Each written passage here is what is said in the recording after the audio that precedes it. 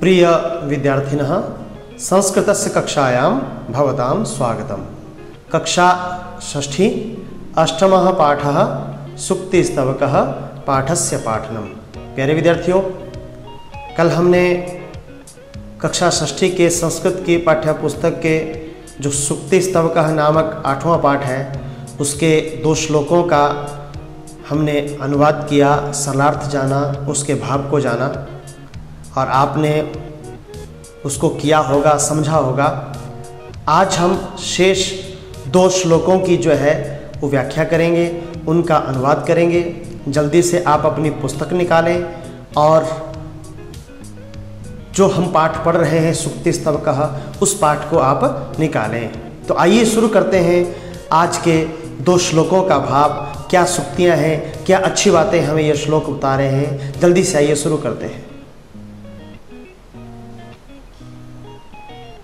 प्रियवाक्य प्रदानेन सर्वे तुष्यन्ते जन्तवः तस्मात् प्रियं हि वक्तव्यं वचने का दरिद्रता।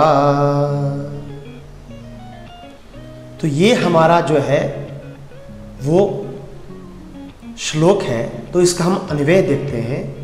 प्रियवाक्य प्रदानेन सर्वे तुष्यन्ति जन्तवः। सर्वे जन्तवः प्रियवाक्य प्रदानेन तुष्यन्ति तस्मात् प्रियं हि वक्तव्यं वचने दरिद्रता का। इस अन्वय के अनुसार हमारे शब्दार्थ और फिर हम इसका सरलार्थ देखेंगे। सर्वे सभी, जन्तवः प्राणी। प्रिय वाक्य प्रदानेन प्रिय वचन बोलने से, तुष्यन्ति संतुष्ट हो जाते हैं, प्रसन्न हो जाते हैं। तस्मात् इसलिए, प्रियम ही प्रिय वचन ही, वक्तव्यम बोलने चाहिए, वचने बोलने में, दरिद्रता कृपणता या कंजूसी का क्या। ये इसके शब्दार्थ हैं। अब हम इसका सरलार्थ देखते हैं। प्रिय वाक्य प्रदानेन सर्वे तुष्यन्ति जन्तवः तस्मात् प्रियम ही वक्तव्यम वचने का दरिद्रता।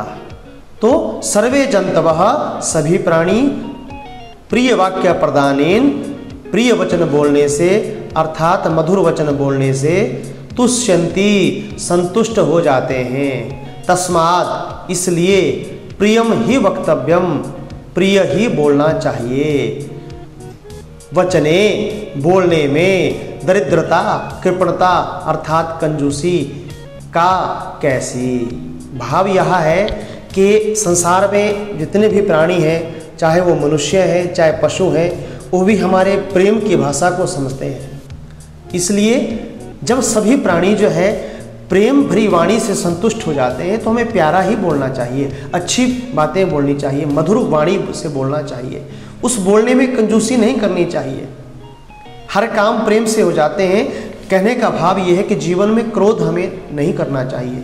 क्रोध करेंगे उससे क्या होगा, उससे हमारे शरीर को पहले कष्ट होगा, फिर जिस पर हम क्रोध पूर्वक जो है अपने वचनों का जो है वो संप्रेषण करेंगे उसको बाद में तकलीफ होगी, पहले हमें तकलीफ होगी। इसलिए जब बोलना ही है तो हम प्रेम से बोलें, मधुरता से बोलें, ऐसी वाणी बोलिए मन का आपा ना खोए। मधुर वचन, क्योंकि सुंदरता वाणी, मधुर वाणी, अच्छी वाणी सबका मन मोह लेती है। यही इस श्लोक का जो है भाव है। अब हम अगले श्लोक की ओर चलते हैं। गच्छन् पिपीलको याति योजनानां शतान्यपि अगच्छन् वैनतेयो अपि पदमेकं न गच्छति। गच्छन् पिपीलिको पिपीलकः योजनानां शतानि अपि, ये संधि है यहाँ पर, शतानि अपि संधि, शतानि जमा अपि, शतानि अपि याति। अगच्छन् वैनतेयो अपि, वैनतेयः और अपि ये भी संधि हुई है, वैनतेयः अपि एकम पदम न गच्छति। अब इसके अनुसार हम शब्दार्थ देखते हैं। गच्छन चलती हुई, पिपीलिकः, पिपीलिकः हुआ नर चींटी,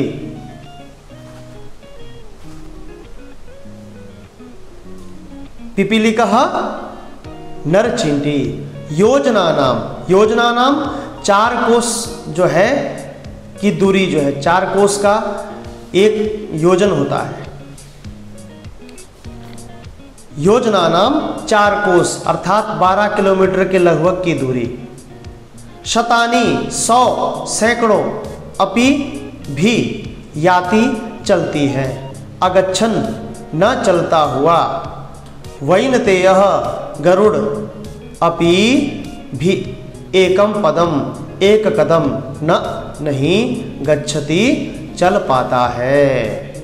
ये इसके शब्दार्थ हैं। अब हम इसका सरलार्थ देखते हैं। गच्छन पिपीलिको याति योजनानां शतान्यपि, अगच्छन वैनतेयोऽपि पदमेकं न गच्छति। गच्छन चलती हुई, पिपीलिकः नर चींटी, योजनानां शतानि अपि सैकड़ों योजन दूरी याति पार कर लेती है।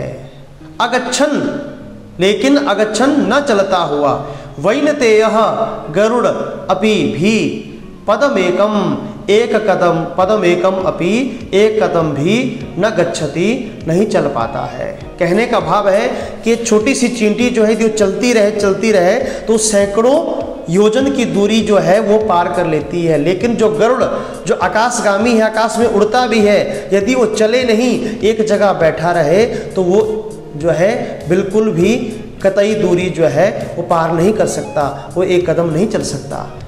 कहने का मतलब शिक्षा हमें क्या मिलती है कि हमें सदैव जीवन में आगे बढ़ते रहना चाहिए। आगे बढ़ते रहने की प्रेरणा हमें इस श्लोक से मिलती है कि हम चलते रहें, अपने को छोटा ना समझें। छोटी सी चींटी भी जब सैकड़ों मील का सफ़र पार कर लेती है तब तो हम तो मनुष्य हैं। हमें भी जीवन में सदैव कैसी भी परिस्थितियां आए लेकिन क्रियाशील रहना है, अपना कर्म करते रहना है। ये जो है इस श्लोक का भाव है। आज इन 2 श्लोकों का भाव हमने जाना।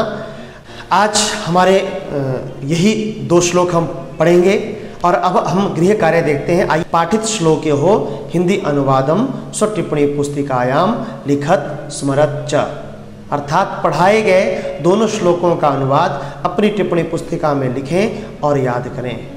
एक पदेन उत्तराणि लिखत, एक पद में उत्तर लिखने हैं। सर्वे जंतवः केन तुष्यन्ति, सभी प्राणी किससे प्रसन्न होते हैं? तो केन यह प्रश्न यहीं पर उत्तर होगा। सर्वे जंतवः केन प्रिय वाक्य प्रदानेन तुष्यन्ति। वचने का न कर्तव्या, वचने का ये प्रश्न है, का न कर्तव्या, वचने दरिद्रता न कर्तव्या। कह पदमेकम न गच्छति, कौन जो है एक कदम भी नहीं चलता है?